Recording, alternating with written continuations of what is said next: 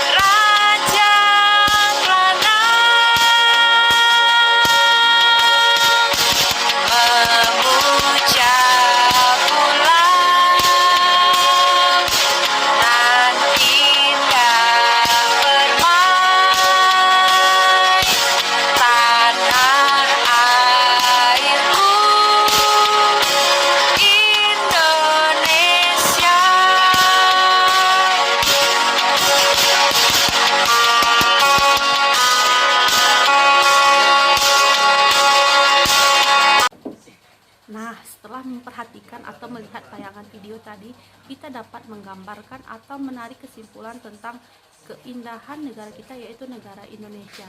Di lagu tentang Rayuan Pulau Kelapa itu dijelaskan tentang keindahan, keelokan, terus kesuburan negara kita, tanpa harus kita melihat secara langsung atau berada dalam situasi tersebut. Kita sudah tahu dengan merasakannya atau melihat atau seolah-olah berada di sana. Sebenarnya mempelajari teks deskripsi ini bukanlah suatu hal yang sulit.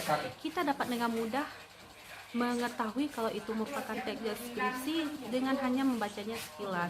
Jadi teks deskripsi ini sebenarnya berasal dari kata deskripsi, yaitu menggambarkan.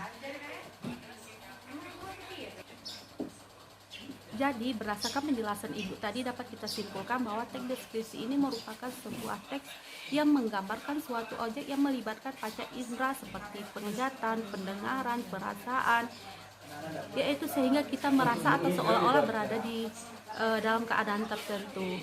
Jadi teks deskripsi ini bertujuan untuk merasa panca indera pembaca akan sebuah teks. Teks deskripsi ini dapat kita temukan dalam dua hal. Yang pertama yaitu teks deskripsi yang kita temukan pada teks itu tersendiri, yang disebut dengan teks deskripsi. Selanjutnya teks deskripsi yang merupakan bagian dari teks lain. Kira-kira bagaimana teks deskripsi yang merupakan bagian dari teks lain ini, Bu? Jadi teks deskripsi yang merupakan bagian teks lain ini seperti teks deskripsi yang ada di dalam novel, cerpen, atau dia berada dalam pengalaman pribadi, puisi. Jadi dia merupakan bagian dari teks bagian lain. Nah, selain itu di dalam teks deskripsi ini ada 3 hal yang harus kita ketahui.